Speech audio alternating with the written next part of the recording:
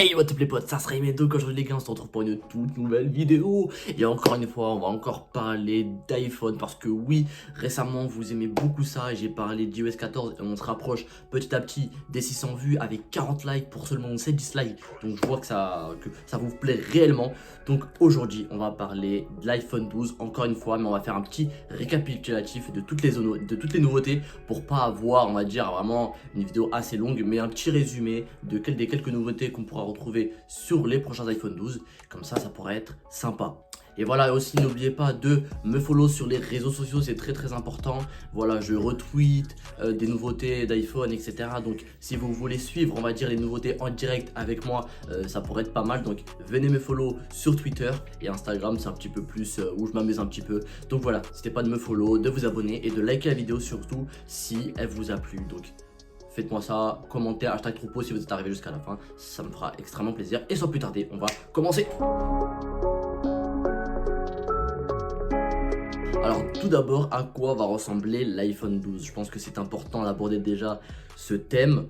L'iPhone 12 va pas réellement changer, c'est-à-dire la face arrière, on va retrouver un petit peu ce qu'on retrouve sur les iPhone 11 Pro, 11 et 11 Pro Max, sauf qu'il y aura un petit capteur en plus dont on en reparlera plus tard dans la vidéo.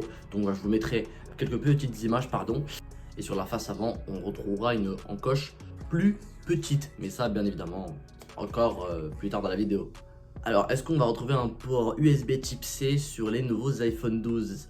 Parce qu'on a tout simplement des ports USB type C sur les MacBook et sur l'iPad Pro. Est-ce qu'on va retrouver ce port USB type C sur les prochains iPhones? Eh bien non, Apple va tout simplement rester avec le port Lightning de base, parce qu'il serait dit d'après certaines fuites que l'iPhone 13 n'aurait aucun port et que l'iPhone sera juste rechargé par du sans fil, et c'est ce que Apple veut emmener. Donc on verra, mais pour l'instant on va rester sur du basique. Donc pour les gens qui attendraient l'USB type C avec impatience, et bah c'est pas pour maintenant, ou du moins ça sera pour jamais. Ensuite voilà la fameuse question sur l'encoche. Donc je vous mettrai un petit schéma de avant et après, ce que ça pourrait donner, et vous pourrez voir un petit peu la différence.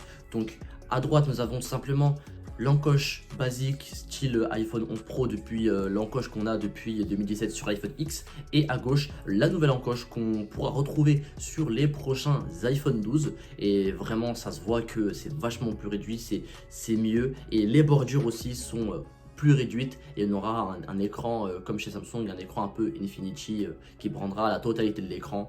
Donc moi on va dire l'encoche ça me dérange pas trop, mais l'avoir un petit peu plus réduite, on pourra un petit peu plus l'oublier. Donc franchement c'est une bonne nouvelle.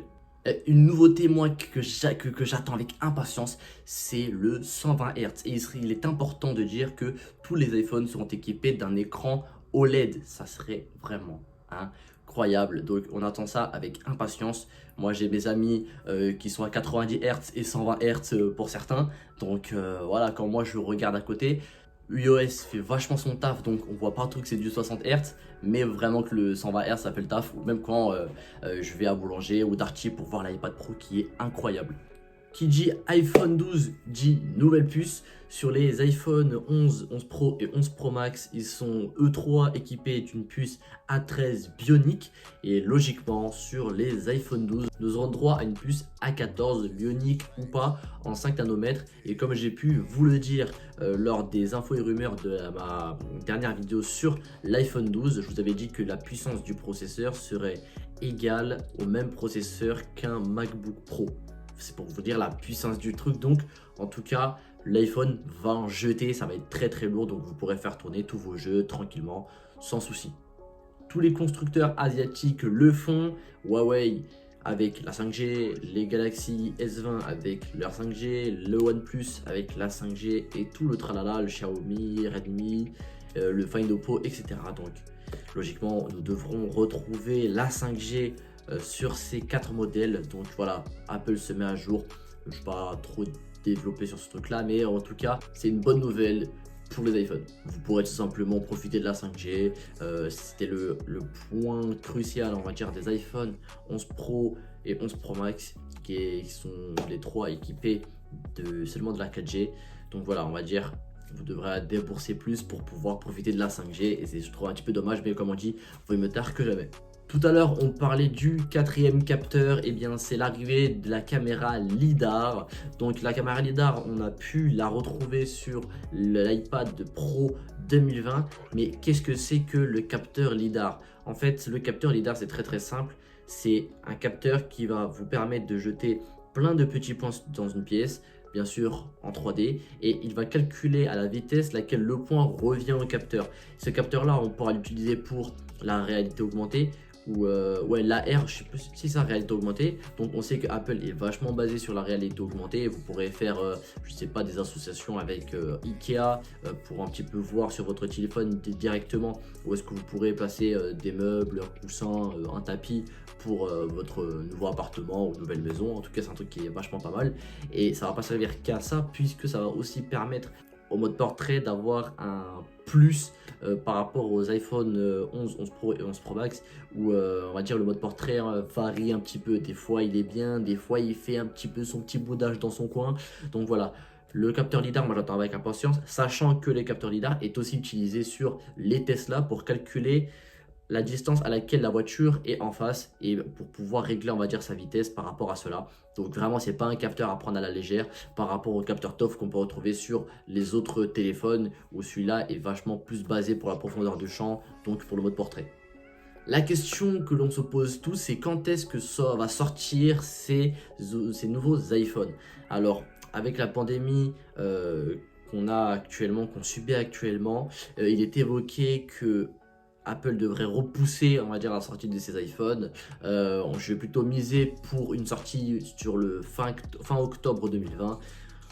Au lieu de, je crois c'était septembre logiquement qui sortaient les iPhones. Donc voilà, fin octobre 2020 logiquement devrait sortir les iPhones. Et l'autre question, c'est à quel prix seront-ils lancés? Alors on sait que sur l'iPhone 12, hein, je vais dire l'iPhone 12, pas l'iPhone 12 Pro, le prix devrait commencer aux alentours de 800 € pour l'iPhone 12. Pour l'iPhone 12 mini, ça devrait être aux alentours de 600-700 €. Et pour les iPhone 12 et 12 Pro Max, faut compter plus de 1100 €.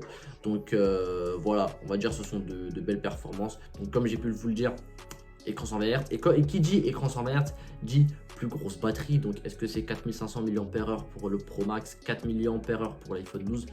On n'en sait pas trop pour l'instant, on va dire c'est un petit peu du hasard. Donc je précise bien que ces infos, il faut les prendre avec des pincettes. Il se peut qu'au cours du temps, il y ait quelques changements. Je ne dis pas que tout ceci est officiel, mais les personnes qui divulguent des infos, ce sont des sources sûres. Donc ils ont leaké plusieurs mois en avance les iPhone 11 Pro, 11 Pro Max, les nouveaux AirPods Pro, etc., etc. Donc voilà, on va dire on fait confiance, mais on prend tout de même ces infos avec des pincettes. J'espère que ce petit récapitulatif vous aura plu. Si c'est le cas, n'hésitez pas à lâcher un gros pouce bleu, ça me ferait extrêmement plaisir. D'activer la cloche de notification pour ne rater aucune des infos concernant Apple. Vous savez que je suis un petit peu le connaisseur sur ça. N'hésitez pas à vous abonner, ça me ferait extrêmement plaisir. On atteint les 10K, l'objectif de la chaîne. Donc essayez de faire tourner la vidéo, faire du bouche à oreille, etc. De parler un petit peu pour les personnes qui ne seraient pas au courant des nouvelles infos sur l'iPhone 12. N'hésitez pas de mettre troupeau dans les commentaires si vous êtes arrivé jusqu'à la fin. Sur ce les potes, on se dit à la prochaine pour une prochaine vidéo. C'était Asrayman. Allez, ciao, bye bye.